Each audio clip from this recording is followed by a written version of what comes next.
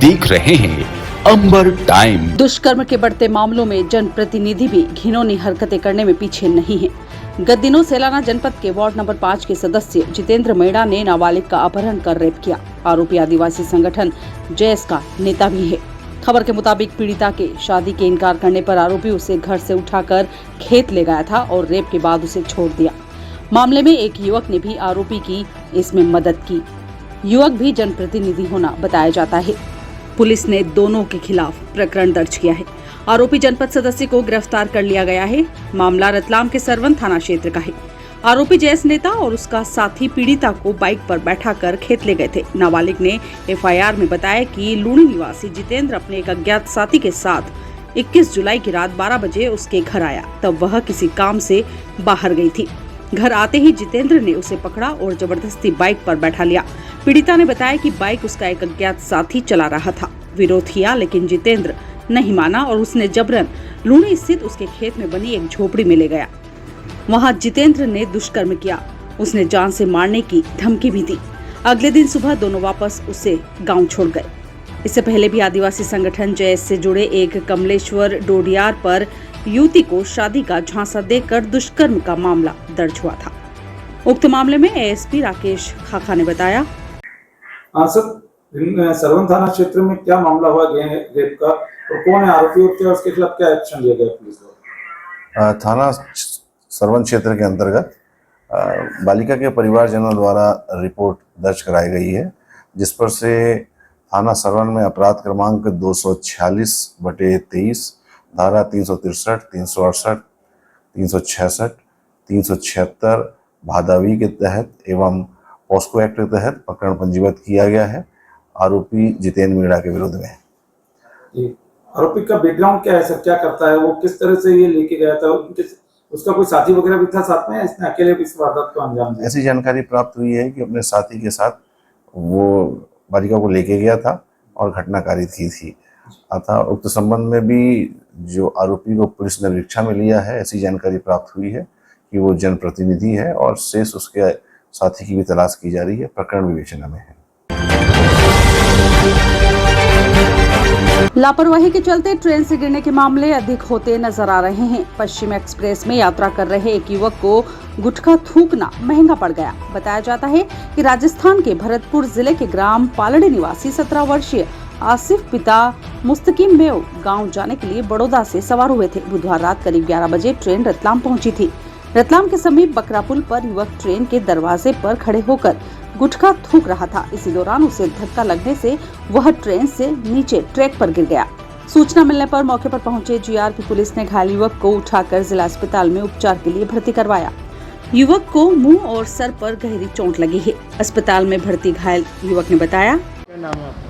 आसिफ। कहाँ है? कामा। ट्रेन में कहाँ से गिरे, कैसे गिरे?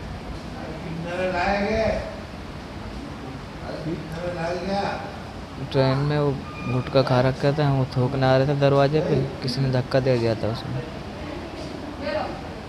कहाँ जा रहे थे? वो गाँव ही जा रहा था, भरतपुर स्टेशन जा रहा था।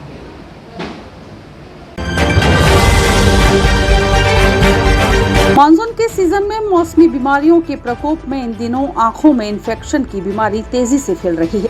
जिला अस्पताल और आसपास के स्वास्थ्य केंद्रों पर बड़ी संख्या में कंजक्टिवाइटिस के मरीज पहुंच रहे हैं। खासकर ग्रामीण क्षेत्रों में आंखों का इन्फेक्शन तेजी से फैला है।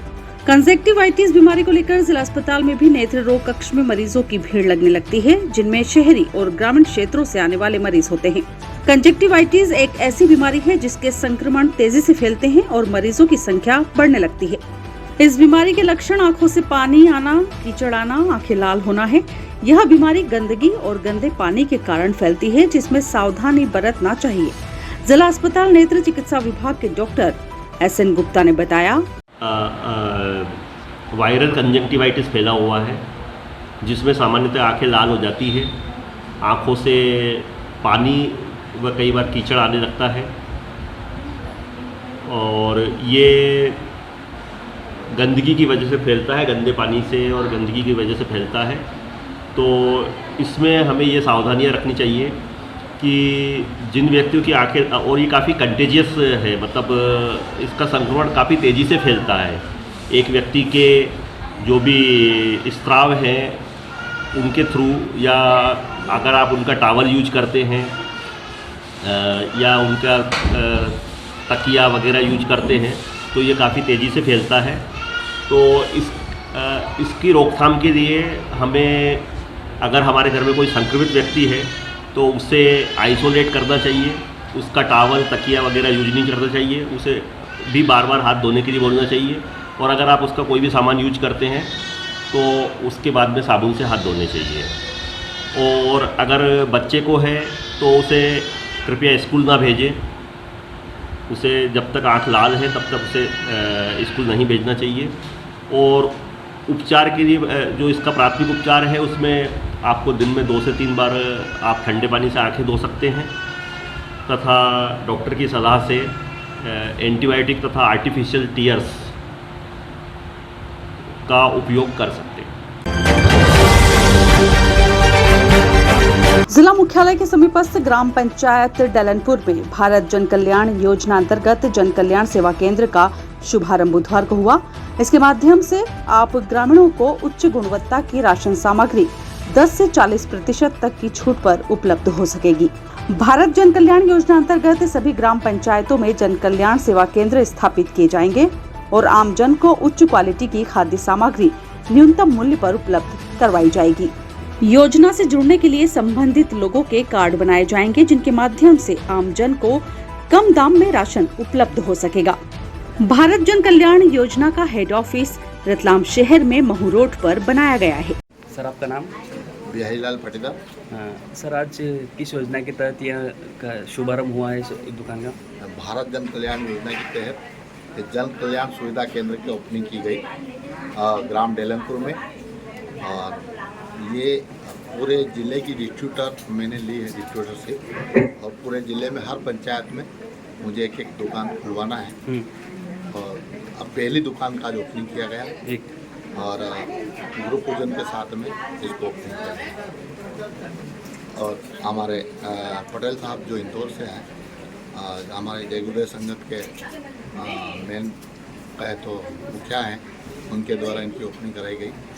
और हम ये चाहते हैं कि पूरे ज़िले में जय गुरुदेव का नाम भी रोशन हो और शुद्ध जो अच्छी क्वालिटी का सामान है वो हर इंसान को मिले। जनता को क्या क्या सुविधा होगी आपकी इस दुकान के ओपनिंग? जनता को 10% से लगा के 40% छूट में यह सामान मिलता है। जो आगे से जो सामान मिलेगा उसी रेट में हम जनता को प्रोवाइड कराएंगे।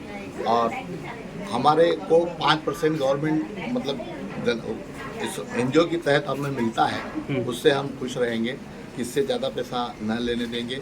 और यही जो 10% से 40% छूट में हम सामान प्रोवाइड कराएंगे। कहाँ का ब्रांच है शुरू हुई है? ये ब्रांच पहले तो वैसे उत्तर प्रदेश चल रहा है पूरा, यूट्यूब पे भी इसकी बहुत सारी जानकारी, बहुत सारे वीडियो बने हुए हैं। और अभी राजस्थान, जयपुर से भी पूरा राजस्थान फैलाया गया है। और इससे मैं 2 साल से इस संस्था से परिचित हूँ। 2 साल से मैं देख रहा था कि रतलाम में भी ऐसी ये चीज़ चालू हो जाए, तो मैंने विचार किया और 2 साल के बाद निर्णय लिया गया कि बहुत अच्छी चीज़ है। इस दुकान के अंतर्गत बीड़ी, सिगरेट, पाउच ये सब प्रतिबंधित हैं। इसके अंदर कोई भी नशीले पदार्थ या जो नशीले पदार्थ या पाउच और गुटखा इस दुकान के अंदर नहीं रखा जाएगा।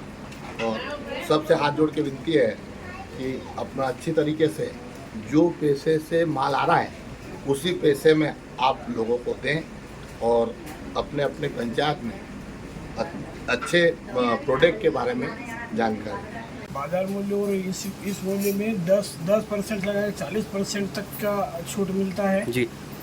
उस छूट के हिसाब से माल हमें सस्ता पड़ रहा है। आपने यहाँ पर क्या क्या सामान लिया है?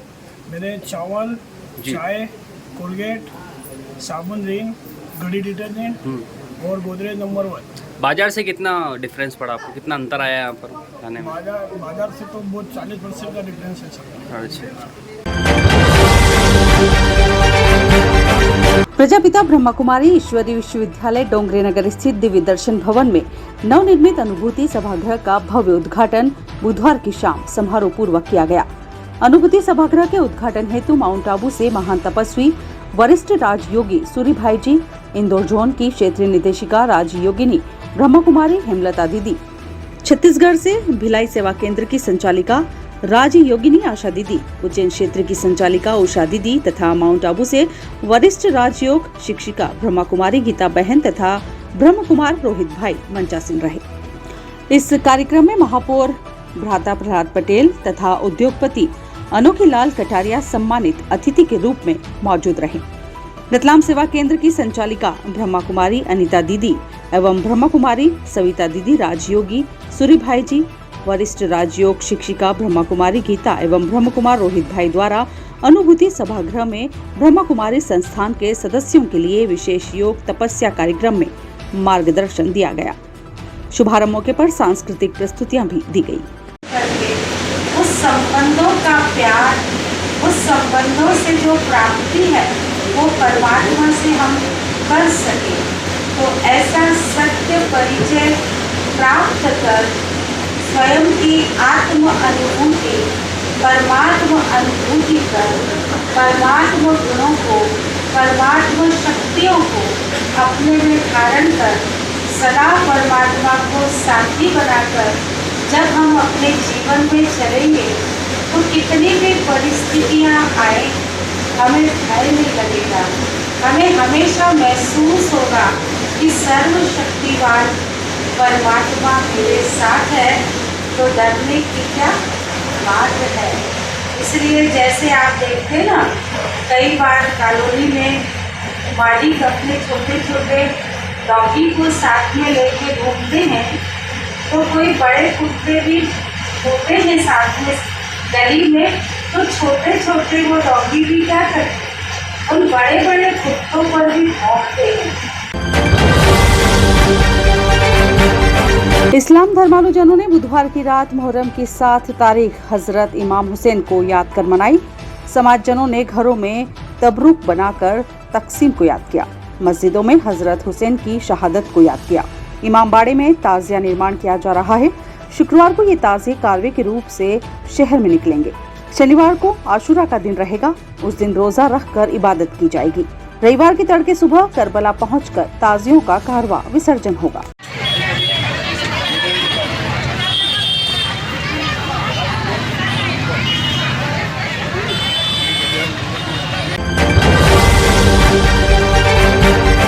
सालाखेड़ी पुलिस चौकी क्षेत्र में एक छेड़छाड़ का मामला पहुंचा है। बताया जाता है कि इस थाना क्षेत्र की रहवासी 2 नाबालिग लड़की दुकान पर सामान लेने गई थी, जहां उनके साथ छेड़छाड़ की गई।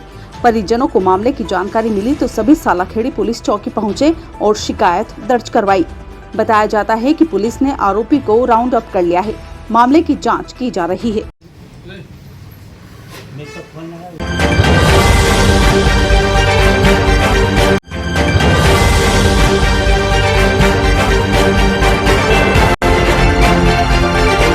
आप देख रहे हैं अंबर टाइम।